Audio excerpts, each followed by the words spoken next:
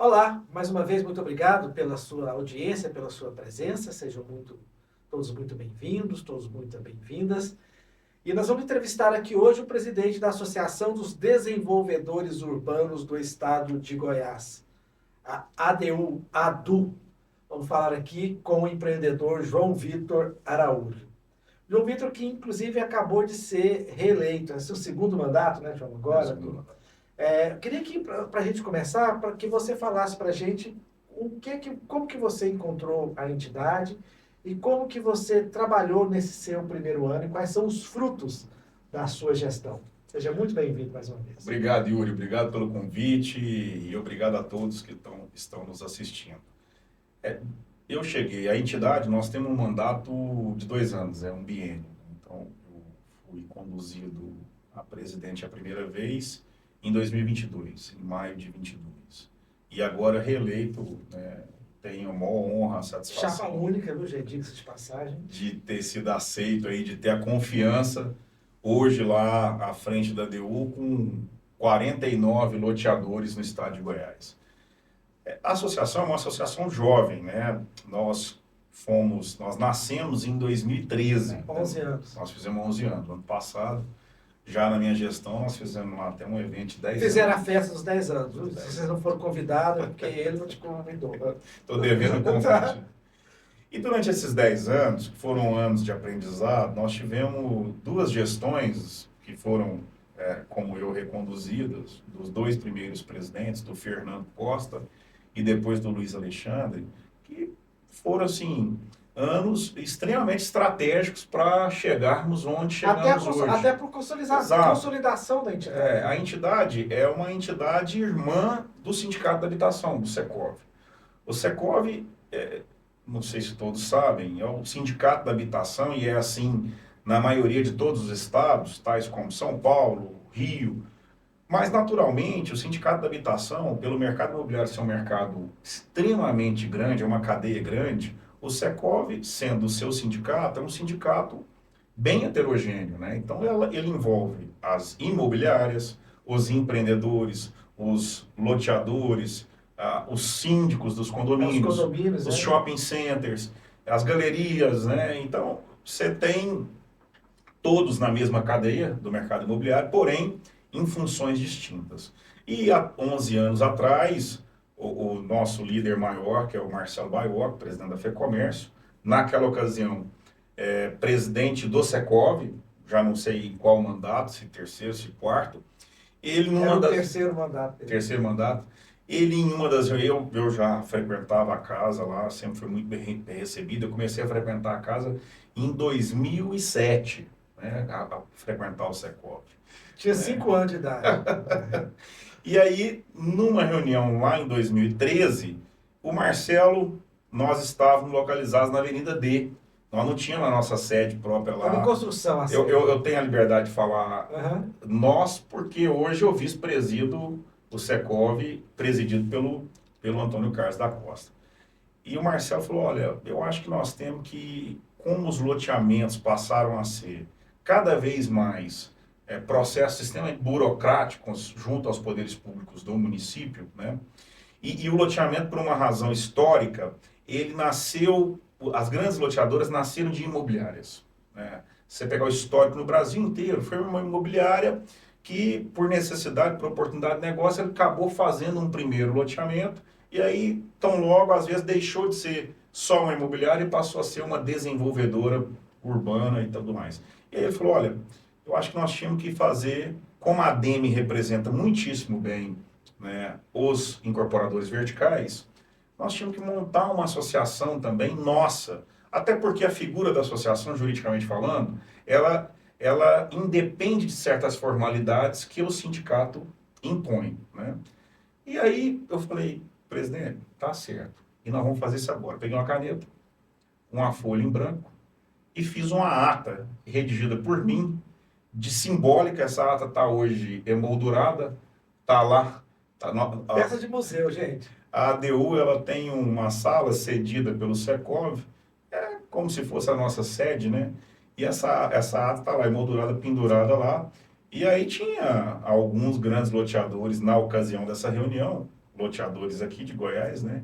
E eu falei, todo mundo assina e nessa ata eu finalizo assim, com um compromisso de em 30 dias, nós nos reunimos formalmente, discutirmos o estatuto e fundarmos a associação. E assim foi feito. Né? E o bacana disso é que todos que assinaram essa ata estão lá associados conosco até hoje, né? Então, essa estrutura, quando eu cheguei em 2022, a associação ela já tinha um peso dentro do mercado goiano, já era, como é ainda, convidada para discutir problemas urbanos de vários municípios, né? Então, eu fui muito bem precedido, né? Eu fui muito bem precedido, então eu peguei a casa mais fácil. Fugiu da pandemia, se bem que a pandemia não foi ruim, né, pro mercado imobiliário de maneira geral, mas já pegou a fase mais tranquila. Exatamente. E João, mas aí qual que é o balanço dessa sua primeira gestão? Olha, o balanço, assim, nós tivemos muitas conquistas, né? Você teve o Plano Diretor de Goiânia, né, que foi sancionado aí logo no comecinho, um pouquinho antes da minha gestão, mas assim, necessariamente a minha gestão acompanhou o desenvolvimento de mais de 14 leis complementares que necessariamente o plano impôs para serem discutidas, entre elas, lei de parcelamento do solo, que é a lei que norteia a operação nossa dos loteadores em Goiânia, né? E a lei de parcelamento do solo de Goiânia era de 72, então tinha 50 anos, né? A lei nacional é posterior, ela é de 79. A lei nacional que regula o parcelamento do solo, o loteamento é de 79, é 67, 66 de 79. A de Goiânia é antecessora a isso, é de 72. Porque antes da de 79, lei nacional, tinha um decreto-lei da Era Vargas, né? Então, já estava com 50 anos, né? Defasado, foi feito aí coincidiu com a nossa gestão e nós fomos convidados pelo prefeito municipal, pelo Rogério, para poder discutir, e depois pela Câmara de Vereadores, pelo presidente, pelo Policarpo, para poder discutir, como fizemos inúmeras contribuições, né? Essa é uma das questões em Goiânia que nós tivemos, que nós acompanhamos muitíssimo de perto, né? Aí, olhando os outros municípios, tivemos aí a discussão do Plano Diretor de Itumbiara, fomos convidados a participar, a contribuir. O Plano Diretor de Senador Canedo também participando de inúmeras contribuições, não obstante o plano não tenha sido aprovado ainda. Tivemos algumas pequenas reuniões no Plano Diretor de Trindade, que ainda não virou um projeto de lei, mas tão logo eu acredito aí que a recondução do prefeito Marden virará. Estou falando assim da região metropolitana, mas volta e meia, como nós temos hoje 49 associados, quase 50 associados, nós chegamos lá à associação com 23 associados, nós mais que dobramos associados. Porque, de fato, eu peguei o telefone e liguei para muitos que eu sabia que estava com esse produto, né, dentro da sua operação imobiliária, às vezes voltada para outros produtos, e que não estava associado. Eu falei, olha, você é meu convidado, vem aqui se associar, né, e contribuir conosco com discussões, entre outros.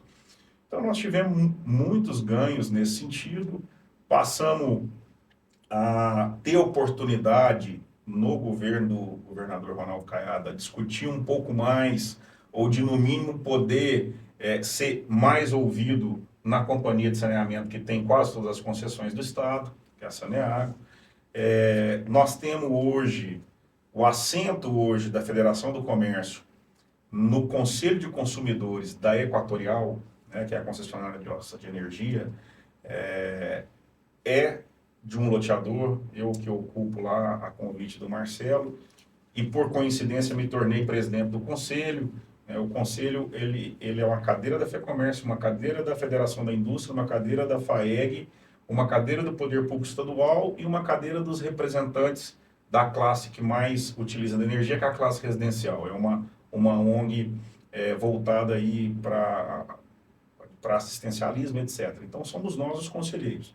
E aí, era presidido pelo representante da FIEG, eu lá cheguei a convite do Marcelo Baiocchi em 2023, e aí teve uma eleição e eu assumi a presidência. E agora também fui recentemente reconduzido lá. O bom é que lá você só pode ficar 2, 3, 4 anos. 4 anos você tem que passar a cadeira com o próximo companheiro. Então foram muitas conquistas. Então nós tivemos uma conquista importantíssimo, que foi o seguinte, no governo Lula atual, em fevereiro de 2023, que foi o primeiro ano do governo Lula agora, né, Lula 3, vamos dizer assim, nós fomos fazer uma visita de cortesia pro ministro Alexandre Padilha. E aí ele conversou conosco, dizendo que estava ali acabando de elaborar a Minha Casa Minha Vida desse atual governo. E aí nós começamos a falar para ele o seguinte, olha, nós precisamos de ter a figura do lote urbanizado contemplado na lei da Minha Casa Minha Vida. E assim conseguimos. Em julho de 23, a lei foi sancionada, um ano e pouco atrás, e hoje você tem lá, ainda em regulamentação dentro do Conselho Curador do FGTS, mas como você tem subsídio para comprar uma casa ou um apartamento, hoje o que a lei explana é que deveria ter também um subsídio para comprar um lote urbanizado.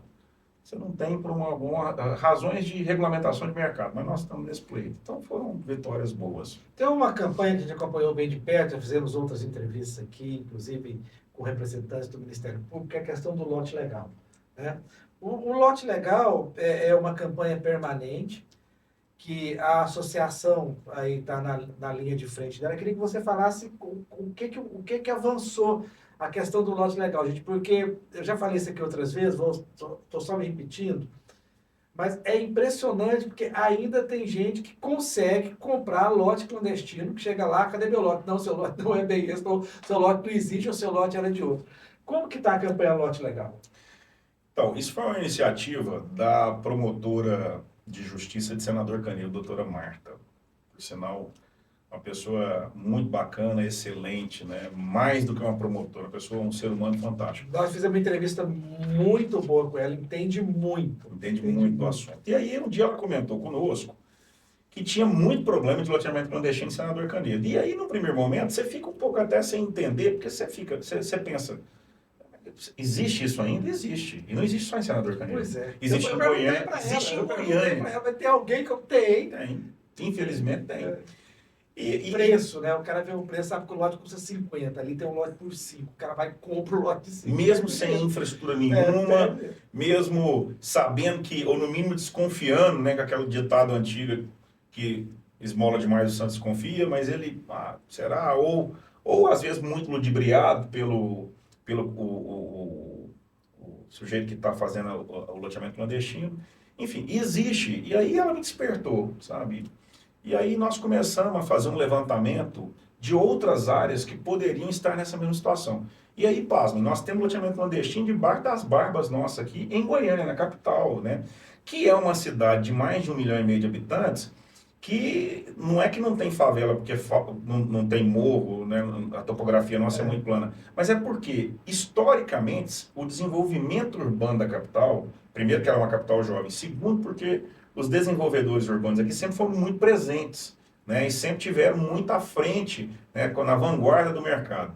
Mas infelizmente ainda tem. Aí nós fizemos essa campanha, nós já fizemos essa campanha em 4 cidades, Senador Canedo, Trindade, Alto Paraíso e Cavalcante. Se eu não estiver muito enganado, foram essas 4 cidades. E qual que é o papel da ADU em parceria com o Ministério Público? Isso desdobrou em várias reuniões com o subprocurador de Justiça. A ADU, ela vamos dizer assim, ela representa os operadores desse mercado de maneira 100% correta, né? E em parceria com o Ministério Público, está levando conhecimento à população, né? O Ministério Público vai fazer o trabalho dele, que ele tem lá por força de lei, por imperação de ingressar em juízo, né? Pedir o embargo da obra, etc.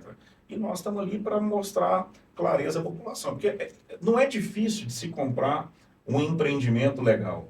É o que eu digo aí a todos. Você vai comprar um lote, primeiro, fale com um corretor de verdade, um corretor inscrito no CREST, né? Que a coisa mais fácil é perguntar para ele qual é o seu nome do CREST. É a mesma coisa, você ir num médico, você tem todo o direito de perguntar qual que é o seu CRM, ou você vai num advogado, qual que é a sua OAB, né? Para você não ser atendido por um profissional que não seja habilitado pelo exercício. Então, primeira coisa, um corretor que seja habilitado no CREST. Pronto, já é 50% do caminho andado. Que aí a obrigação do corretor, a segunda pergunta que eu digo aos nossos amigos para fazer é o seguinte: esse empreendimento que eu estou comprando, ele é registrado? corretor tem a obrigação de saber essa resposta e mostrar o documento, né? Que a gente chama aí da certidão de matrícula mãe do loteamento registrado. Daí para frente, nós já estamos com quase 90% de comprar alguma coisa que é correta. Aí depois você perguntar se tem licenciamento ambiental, perguntar se você ficar um pouco mais em dúvida, você pode ir até o cartório, que o empreendimento está registrado, e conversar com um oficial ou um serventuário do cartório, né? Eles têm que demonstrar isso. Então, são duas perguntas de 1 minuto de conversa, né? Mas ainda assim, infelizmente, acontece. Difícil. A associação participou também da 17ª Feira do Imóvel, junto com o Fórum da Habitação, que a gente vai falar daqui a pouco. Como que foi o resultado que você vê para a associação, o resultado dessa Feira do Imóvel que aconteceu agora em outubro no Centro de Convenções?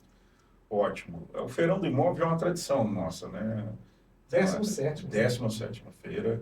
E essa feira especificamente foi, do ponto de vista institucional, foi muito bacana porque a ADU, juntamente com o Secov, presidido pelo Antônio Carlos, com a ADEME, presidida pelo Felipe Melazzo, e com o Sinduscom, que é, se não o primeiro ou o segundo sindicato mais antigo aqui do estado de Goiás, nós lançamos um posicionamento que é o Fórum Goiano da Habitação, né? As entidades, cada um com as suas características, cada um com as suas defesas mais eminentes, mais próximas, mas falando em conjunto pela habitação do estado de Goiás. Então nós tivemos lá um stand junto, foi muito bacana, lançamos a nossa marca, né?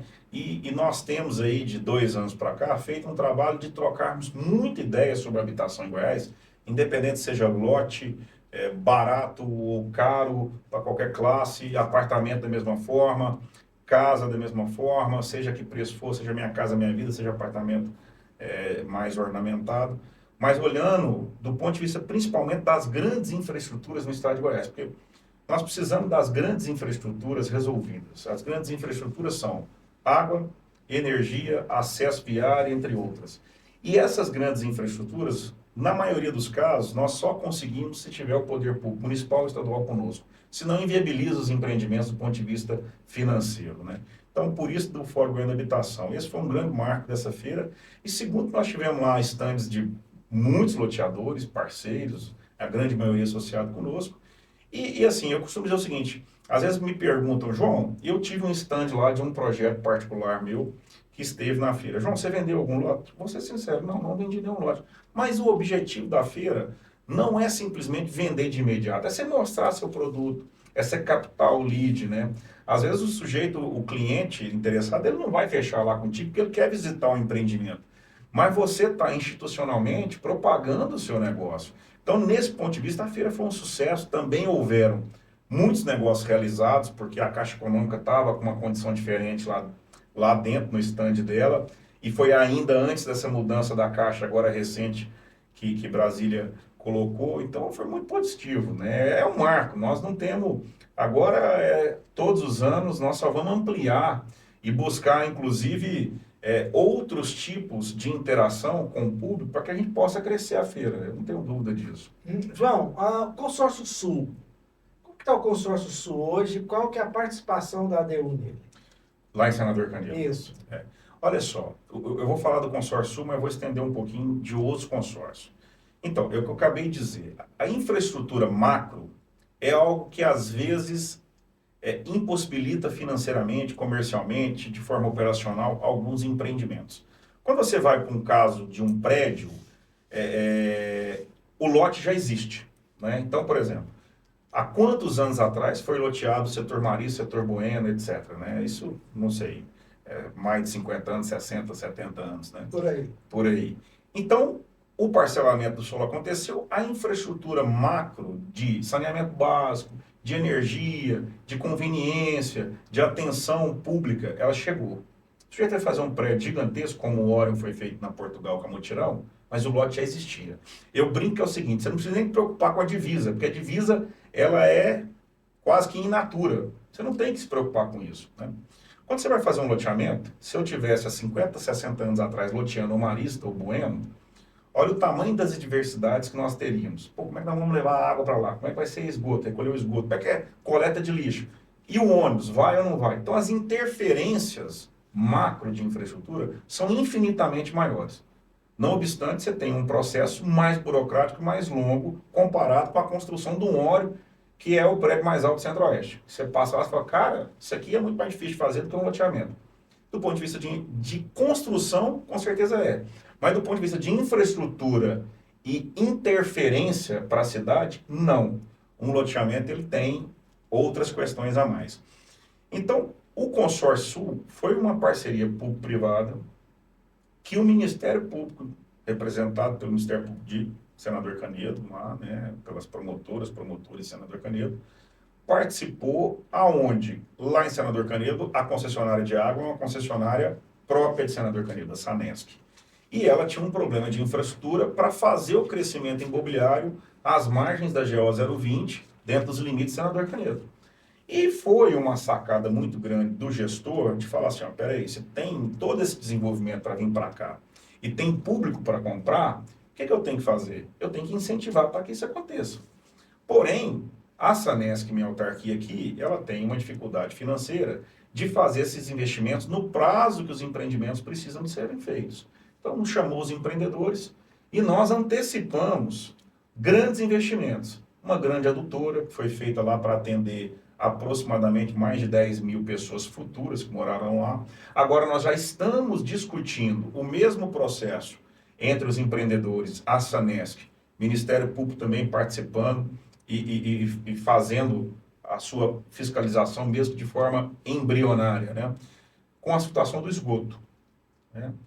E isso a gente consegue desdobrar em parceria em outros lugares. Nós fizemos também uma grande parceria com a Saneago no município de Goiânia, de água, na região da 020 também, que era uma região que era deficitária.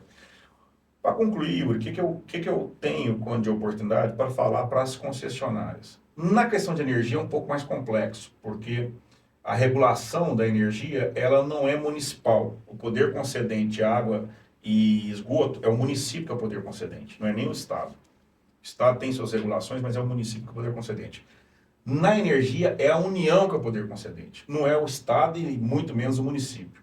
E aí a energia é muito mais complexa, porque, você tem uma ideia, a operação do Senador Canedo é nos limites do Senador Canedo. A operação de energia, ela compra energia de Itaipu, que está entregando na sua casa. Ou se a sua casa tem uma fotovoltaica, está resolvido, é outra situação. Então, nesse caso, eu tenho dito, principalmente a concessionária Saneago, nós temos interesse, através da DU, de fazer várias parcerias em outras concessões, em outros municípios, tão quanto Goiânia.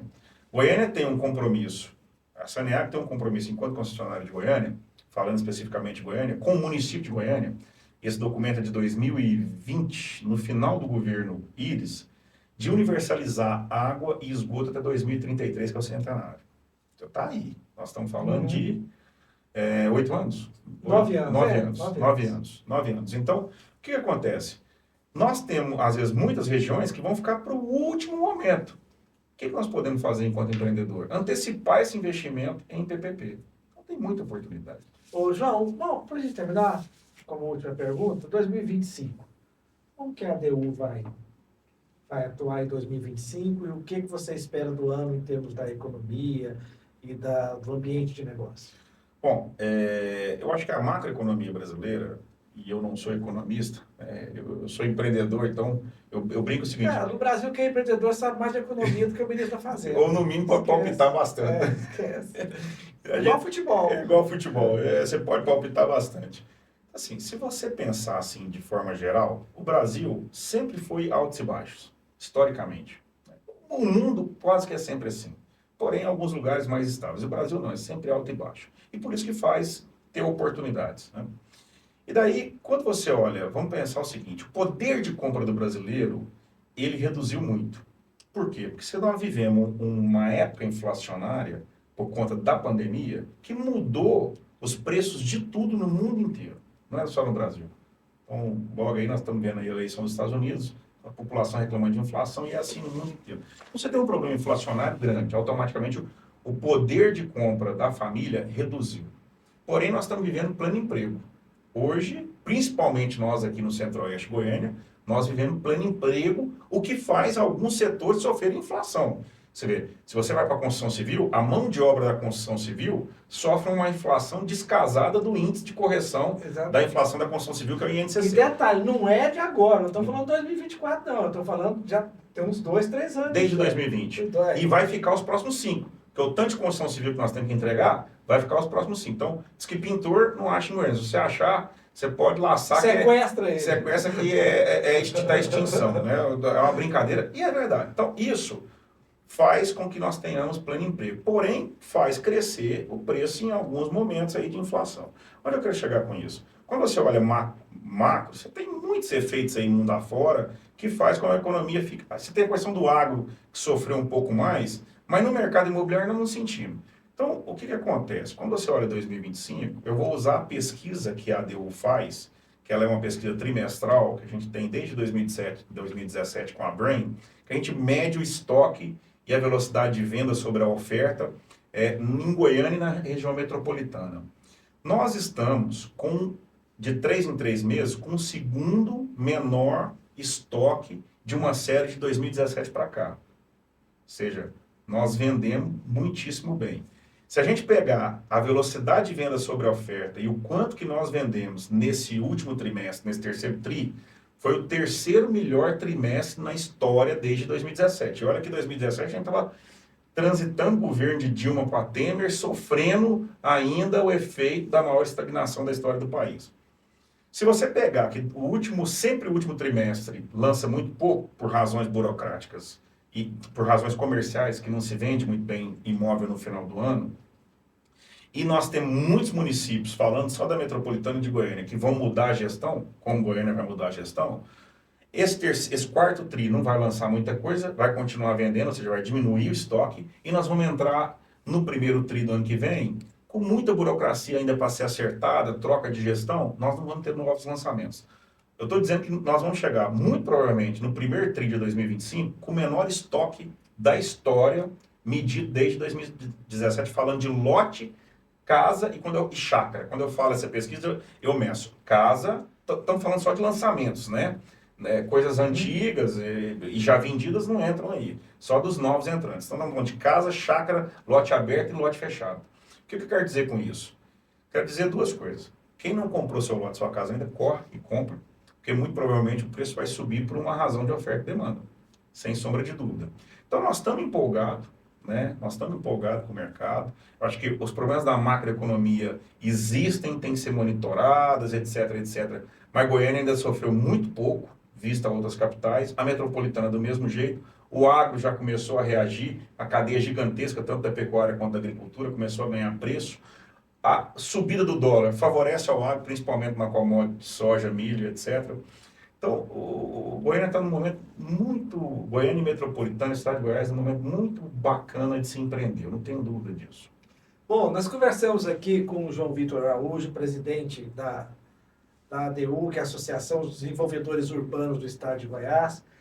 João, muito obrigado pela sua presença. Já vamos marcar já uma próxima já, para ver se em 2025 vai realmente se concretizar. E a gente, com a administração nova, né, de todos os municípios, eu acho que era bom você voltar para você fazer um balanço, viu, Dorcas, do início do ano aí, para falar como é que vai ser para os desenvolvedores urbanos. Mas muito obrigado pela sua presença. Eu que agradeço, até mais. Muito obrigado. Até mais, pessoal.